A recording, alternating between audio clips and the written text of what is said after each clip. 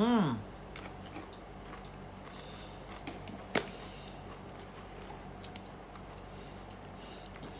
Hi, hello guys! Welcome back to my YouTube channel. Promise na miss ko tong sabihin. Sorry nga pala sa face ko kasi nga, well, gumamit lang naman ako ng Nivea 3-in-1. May wash ka na, may scrub ka pa, at the same time, may mask ka pa. O, diba?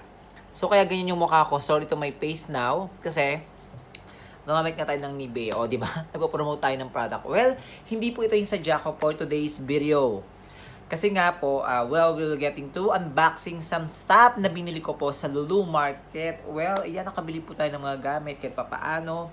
Before we start, before anything else, kung bago ka lang po sa aking YouTube channel, please like, subscribe, at the same time, pa-click po ang bell button para you're always updated to all my fresh and new videos na i-upload ko dito sa aking YouTube channel, guys.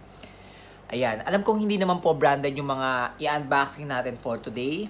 Pero, well, dahil nga sa pakiramdam, dahil po kahit papaano nakabili po, dahil nga, syempre, ang mahal po, in fairness, ang mahal ng mga bilhin to sa Qatar.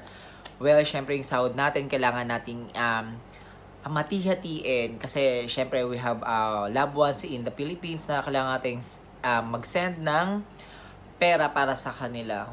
Promise, ang pangit ko sa mukha. Mukha akong dugyot. Well, guys, ayan nga, mag-unboxing tayo ng mga pinamili ko sa Lulu Market. I'm low key like the Mojig, jig, jig, jig. I'm low key like the Mojig, jig, jig. I'm low key like the Mojig, jig, jig, jig. I'm low key like the Mojig, jig, jig. I'm low key like the Mojig, jig, jig. So, eto na to siya, guys. Eto yung mga, ayan, yung plastic. At same time na dito sa loob yung mga i-unboxing natin for today. I'm so excited. Kaya excited ka na ba dyan? Kaya stay put ka lang dyan. Stay on my line. Stay on my YouTube channel. Eto na, magsisimula tayo. Mag-unboxing na tayo. Una, well, eto, nabili ko to sa Centerpoint Kappa. Well, branded naman siya. In fairness, maganda din naman yung tela niya. Well, kung tatanungin nyo, siya ay nag-sale po siya ng 29 real. Almost 400 pesos na rin siya sa Philippine money, ha. Mahal na rin to, in fairness. Pero kagandahan sa kanya, ano siya, 1, 2, 3, 4, 5, 6 pairs po siya na medyas na black. Tapos, ang detail niya po, ayan po. Meron po siyang kapa. Ayan. Kapa yung makikita niyo po, na white. Ayan po yung detail niya. Tapos, in fairness, maganda yung tela niya, ha. So, ito, nabili po natin ito sa Centerpoint. Ayan, Kappa brand. Ang ganito, promise. Susutin po natin ito sa mga susunod na araw po. Doon po kasi po, gagamitan dito pang araw-araw dito. Kasi, black shoes po yung ginagamit namin sa work namin. Ito po, isa po siya. Siyempre, hindi naman yan natatapos lang dahil sa we are wearing socks, yeah, like that. So, we need to be fresh every day. So, dapat we buy Victoria's Secret. So, I buy also Victoria's Secret. Syempre, ito, hindi ko talaga to. Namutang lang ako sa kasama ko para mabili to. Nagmakaawa ako to buy this one thing. Kasi nga, syempre, Victoria's Secret na yan. Arte pa ba tayo?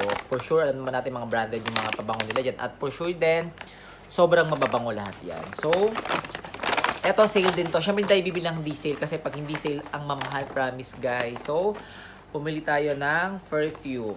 So, for men. Ito ay deep water. Pero ang bango niya, ha? Ang bango niya. Nakaka-fresh. Promise. Hindi nyo to kakayanin. Ang bango niya. Sobra. So, yung pangalan niya ay deep water. So, ito ay 104 grams. So, body spray lang naman siya. Pero in fairness, ang bango niya. Pwede siya pang araw-araw, pang work. Ayan. So, ito. So, I buy these things to Victoria's Secret. Nakakapagod magsalita, ha, in fairness. Pero in fairness, guys, miss ko naman kayo, in fairness. Hindi tayo nagtatapos, ha.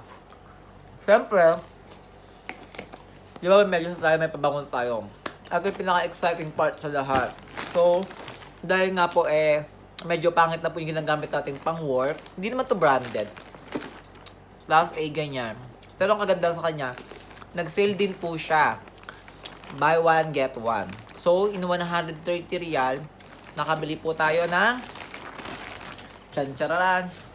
Shoes. Hindi po to branded ha. Sa Payless po ito. Buy one, take one. Sa halagang 130 real. Di ba? Okay na siya. Very ano na siya. Kung iisipin mo, naka-discount ka na. Kung dalawa kayo nakasama mo bumili, so tag-isa kayo. So, paghahatian nyo na lang ay 65 real. O arty ka pa ba? Meron ka ng gantong sapatos. Ganyan. So, eto siya. Eto yung kabuuan. In fairness, magaan siya.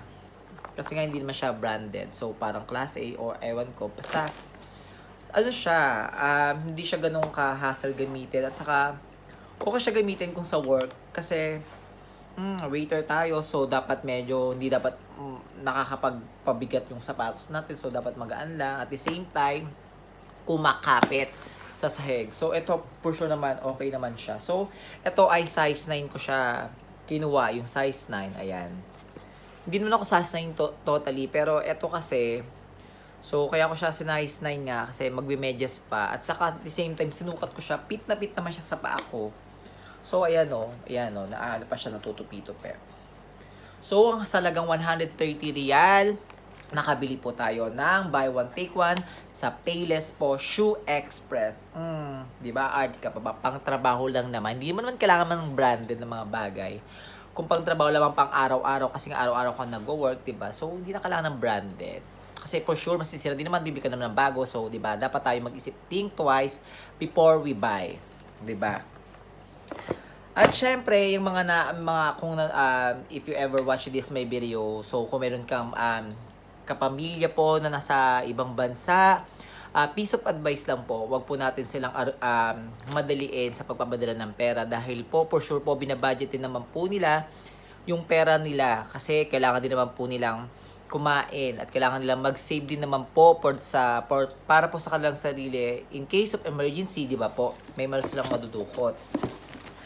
So, kaya kayo yung may mga mahal nyo sa buhay, lagi nyo po silang kamustahin, lagi nyo po silang bigyan ng magagandang words na para po motivation po para po gumaan po sila sa pagtatrabaho, gumaan po yung pagtatrabaho nila everyday kasi hindi naman po natin alam yung kinakarap nila pong pangyayari or nagaganap po sa buhay nila. Doon kasi malayo po sila. So, bigyan niyo po sila ng motivation at the same time bigyan niyo po sila ng hindi naman para yung lagi-lagi na mag-chat lang kayo sa kanila kapag alam yung malapit na silang sumahod or kapag alam yung eto na po, mayroon na wala kayong pera, mag-chat na kagad kayo. Wag naman po. So, yun, kamustahin niyo po sila everyday.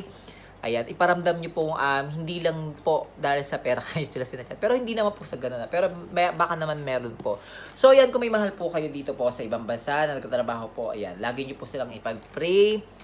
At saka po sure po, hindi naman po pinupulot yung pera dito po sa ibang bansa. Kaya kayo na nanonood nito, lagi niyo pong ipag-pray yung mga mahal niyo sa buhay na nasa ibang bansa nagtatrabaho.